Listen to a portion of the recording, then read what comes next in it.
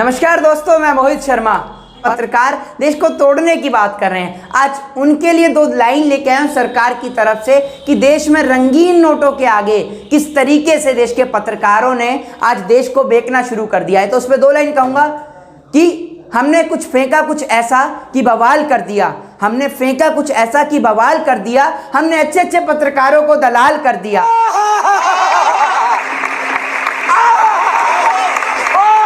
आज इन्होंने देश के चौथे स्तंभ को शर्मिंदा करने का काम किया है और ऐसे पत्रकारों से निवेदन करूंगा कि अगर आपको तकलीफ है इस देश के अंदर तिलक और टोपी से, अगर आपको तकलीफ है मंदिर और मस्जिद से, तो हिंदुस्तान छोड़ के चले जाइए, क्योंकि हिंदुस्तान हिंदू मुस्लिम सिख ईसाई एकता का प्रतीक है। जय हिंद, जय भारत, वंदे मातरम।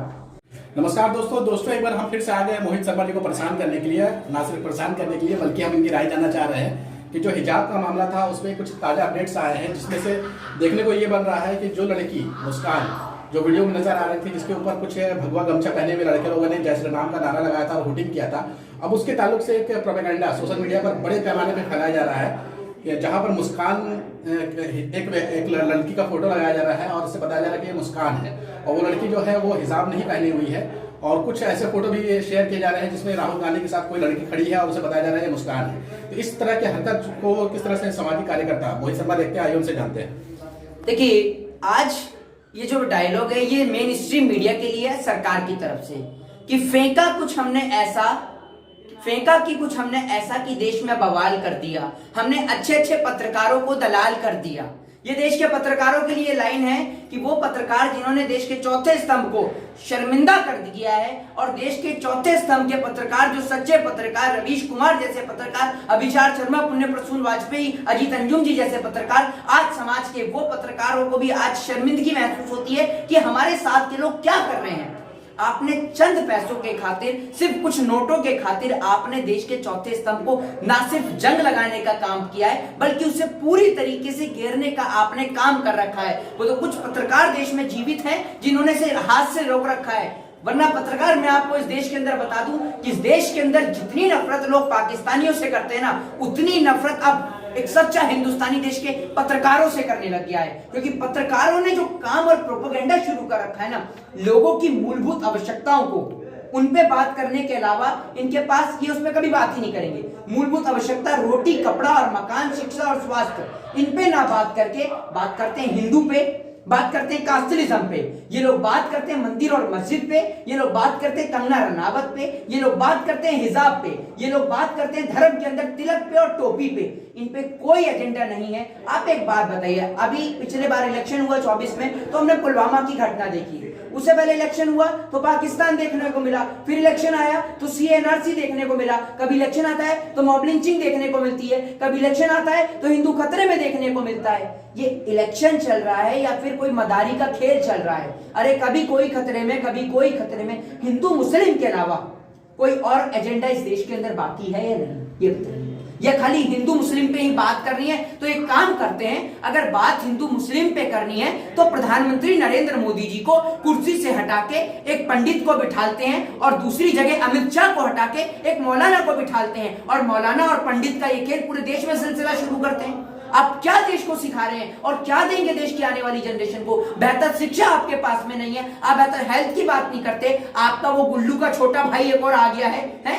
ये गुल्लू का छोटा भाई आप देख रहे हैं, ये और भी बड़ा खेल खेल रहा है। जी मैं बता रहा हूँ, गुल्लू का छोटा भाई लिखता है स्कूल में हिजाब कट्टरपंथ का नकाब। अच्छा, ये हमने तिलक लगा रखा है, आप बताएंगे कि ये कट्टरपंथी है क्या है? आपसे पूछ के जाएंगे। जब हम परीक्षा देने जाते हैं, तो जब हम मंदिर से आते हैं तो हमारी माता श्री हमारे माथे पे तिलक लगाती हैं, और आपको उससे तकलीफ क्या है कि हम तिलक लगा के जाएं, टोपी पहन के जाएं, हम मंदिर होके जाएं, मस्जिद होके जाएं, चर्च होके जाएं? आपसे किसी दिन ने पूछा है कि आप कोट पहन के बैठते हैं? गुल्लू से भी पूछता हूँ, गुल्लू के छोटे भाई से भी पूछता हूँ कि गुल्लू, गोदी मीडिया के गुल्लू और जितने भी तेरे आसपास के लोग हैं, उन सभी से मैं पूछता हूं कि आप कोट पहन के आते हो, आप कौन सा जिहाद फैला रहे हो? बताइए ना। आप मास कौन करते हैं, कहीं लिखा है उसमें कोट पहन के आना है? हम कहते हैं आप कोट पहन के जिहाद फैला रहे हो, आप एडवोकेट की भावनाओं को ठेस पहुंचा रहे हो, आप वकील नहीं हो, आप कोट कैसे पहन रहे हो? फिर हम बोले तो फिर ये बताइए ना, आपसे किसी ने बोला है कभी कि आप कोट क्यों पहनते हैं? आपसे कभी किसी ने पूछा है कि आप जीन्स क्यों पहनते हैं, आप टॉप क्यों पहनते हैं, आप लोअर क्यों? इतनी सारी रिपोर्टर्स आती हैं, इतनी सारी रिपोर्टर्स हैं भैया, कोई कुछ पहन के आता है, कोई कुछ पहन के आता है। कभी किसी ने उनसे कहा है कि आप साड़ी भी पहनती हैं, आप जीन्स भी पहनती हैं, आप टॉप भी पहनती हैं, सब चीजें पहनती हैं? आपसे तो कभी किसी ने मना नहीं किया कि आप ये चीज मत पहनिए। तो आप कौन होते हैं बताने वाले कि हिजाब है या फिर बुर्खा जी या तिलक है या तिलक कट्टरपंथी है या टोपी कट्टरपंथी है? कि आपको कौन बताता है? कौन से धर्म से पढ़ के आए हैं? बुल्लू या तिहाड़ी, कौन कौन है? ये सब इनकी लिस्ट जो है, ये सारे के सारे दंगाई लोग हैं। ये ऐसे हैं, सरकार के कुछ पैसे के खातिर इन्होंने देश में सब कुछ बेचना शुरू कर दिया है। और सलाह देता हूं, चाय बेचिए यार, देश बेच ही रहे हैं, कम से कम देश की अनेकता एकता को तो मत बेचिए। चाय भी बेच रहे हैं, देश भी बेच रहे हैं, कम से कम देश के लोगों को तो बख्श दीजिए। आप क्या चाहते हैं? आप हम लोग आपस में लड़के मरे? अरे हमारे देश की तरक्की और डेवलपमेंट सोच लीजिए, देश कहां जा रहा है आज। सब देश इतनी तरक्की डेवलपमेंट पे पहुंच रहे हैं, आप हमारे देश के अंदर बात ही नहीं करते हैं डेवलपमेंट पे। आपने हमारे देश के अंदर स्कूलों पे इतने मोटे मोटे ताले लगा दिए हैं, आपको स्कूलों के नाम से कोरोना याद आता है, आप चुनाव के नाम पे कोरोना भूल जाते हैं। जनाब, इस देश की तरक्की के लिए सोचिए, ये देश डेवलप कैसे होगा इस पे सोचिए। आप सुधीर चौधरी को जान रहे हैं? कौन है ये? डीएनए वाले जी न्यूज़ के। वो तो नहीं जो तिहाड़ से आए हैं, उन्हीं की बात तो नहीं कर रहे आप? वही है क्या? डीएनए किया है क्या? तिहाड़ में कैसी कैसी फैसिलिटी होती है, कभी इसमें भी डीएनए करके दिखाइए। आप तो एक्सपीरियंस होल्डर हैं।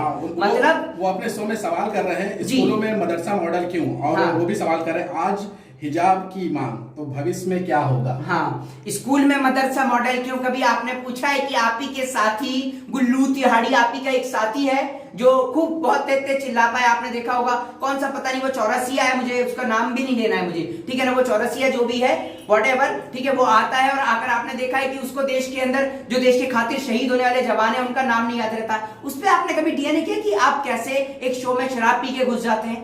बताइए। आप देश के चौथे स्थान में, शर्म आनी चाहिए। और तड़ी पार वो लोग हैं जिनको समाज से बहिष्कृत किया जाता है, वो लोग जो समाज में रहने योग्य नहीं है, वो तड़ी पार कहलाते हैं। और ऐसे व्यक्ति आज लोगों को सलाह देंगे हैं कि 100 चूहे खा के बिल्ली हज को चली, वो वाला हिसाब है। हमारा सवाल ये था कि जो लड़की मुस्कान है जी, उसको लेकर के उनको बदनाम करने के लिए सोशल मीडिया पर एक पूरा कैंपेन चल रहा है, जहां पर पहले उसकी तस्वीर को लगा करके और बॉडी किसी और दूसरी लड़की का होता है, उसको फोटोशॉप करके लगातार बदनाम करने की कोशिश की जा रही है। इसको आप किस तरह से देख रहे हैं?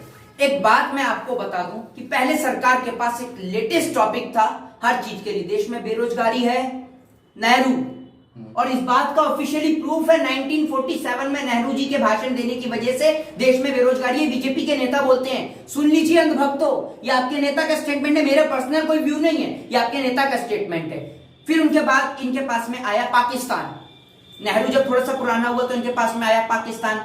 अब ये नया लेटेस्ट लेके आए हैं कि वो राहुल गांधी की पार्टी से है वो लड़की, ठीक है ना, बड़ा लेटेस्ट लेके आए हैं। जी, एक फोटो वायरल हो रहा है। हाँ। इसमें कहा जा रहा है कि जो लड़की मुस्कान ने अल्लाह अकबर, ये कोई नहीं कर रहा है, ये भारतीय जनता पार्टी के पैसों पे पलने वाली भारतीय जनता पार्टी की आईटी सेल के चटपुंजे नफरत चिंटू हैं। ये नफरतबाज लोग देश को तोड़ने की कोशिश कर रहे हैं। ये कभी किसी को आईएसआई का एजेंट बताते हैं, कभी किसी को पाकिस्तानी बताते हैं, कभी किसी को आतंकवादी बताते हैं। एक बात बताइए, अभी पत्रकार उत्तर प्रदेश में कुछ दिन पहले आपने देखा होगा कि आतंकवादी पकड़े गए थे। वो आतंकवादियों का क्या हुआ पता चला? अरे तिहाड़ी साहब डीएनए कर लेते आतंकवादी पे, उन पे तो डीएनए कर लेते कि सरकार ने करा तो करा क्या उन आतंकवादियों का?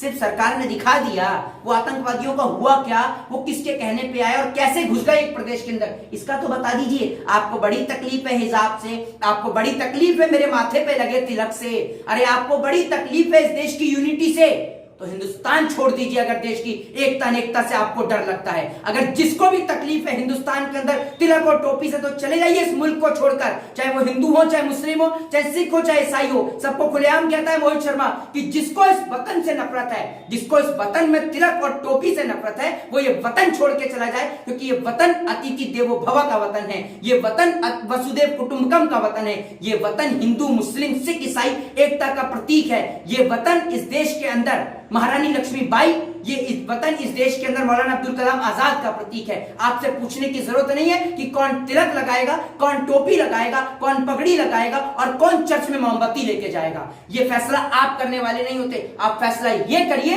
कि देश की इकोनॉमी कैसे कमजोर पड़ रही है, देश के अंदर शिक्षा कैसे कमजोर पड़ रही है, देश में बेहतर स्वास्थ्य कैसे नहीं मिल रहा। आप इस बात पे बहस करिए। लेकिन इस बात पे बहस तो आप जनाब जब करेंगे जब आप खुद पढ़े लिखे हो। आप खुद पढ़े लिखे होते नहीं और जनता को सिखा रहे हैं कि कैसे पढ़ाई की जाती है। स्कूलों पे ताला लगाकर क्लब और मॉल पब और बार खोल के आप लोगों को कोरोना की दुहाई देते हैं। क्लब मॉल पब बार खोल के होम डिलीवरियां करवाकर आप उसके बाद में चुनाव करवाकर लोगों को बताते हैं कोरोना है, घर में रहिए, मास्क लगाइए, और प्रधानमंत्री खुद नहीं लगाते और देश में नफरती जहर घोल रहे हैं। शर्म आनी चाहिए नफरत फैलाने वालों को।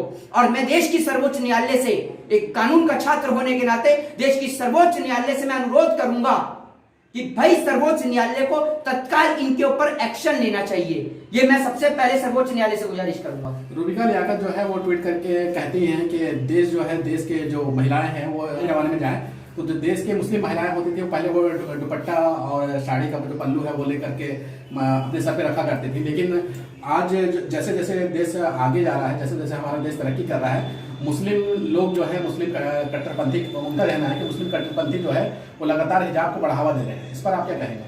अरे भैया, मुस्लिम कट्टरपंथी नहीं या हिंदू कट्टरपंथी नहीं, आप मेरी बात सुनिए। हमारे धर्म में बेटी के सर पे पल्लू, बहन के सर पे पल्लू, बहू के सर पे पल्लू, ये हमारे धर्म का रीति और रिवाज है। आप हमारे धर्म से खिलवाड़ मत करिए जनाब, बता दे रहे हैं। हमारे धर्म के अंदर, जब हिंदू धर्म की मैं आपको बता रहा हूं सर, हिंदू धर्म के अंदर जब एक बहू होती है वो अपने ससुर के सामने आती है तो वो सर के नीचे पल्लू करके आती है। ये हमारे धर्म में एक रिस्पेक्ट करने का तरीका है। हम किसी को जबरदस्ती नहीं कहते। हमारा धर्म या आपका धर्म या मुस्लिम का धर्म ये नहीं कहता। हम जबरदस्ती बच्चियों से नहीं कर रहे भाई। मुस्लिम लोग जबरदस्ती थोड़ी कह रहे कि आप हिजाब पहन के जाइए। उनकी मर्जी होती तो पहन के जाती हैं। जहां उनको लगता है कि भैया मॉडर्न पार्टी तो हाँ वो नहीं पहन के जाती हैं, सीधी सी बात है। बट जहां उनको लगता है कि भाई, अब आप एक बात है, सर्दी में चाहे हिंदू लड़कियां हो, चाहे मुस्लिम लड़कियां हो, चाहे सिख हो, चाहे ईसाई हो, सभी लड़कियां सर पे स्कार्फ बांध के आती है नहीं आती हैं? बताइए, अब उसको आप किस श्रेणी में लेंगे ये बताइए। आप नर्सिस को देखिए, वो भी सर पे लगाए रखती हैं। आप किस किस का क्या क्या बंद कराएंगे और यही ठेका बचाएगा देश के अंदर। भाई मुद्दों पे बात करनी है तो मोहित शर्मा को पकड़िए, बाकी जाति धर्म और हिजाब पे बात करनी है तो भारत देश के नफरती चिंटुओं को पकड़िए। जयराम जी की।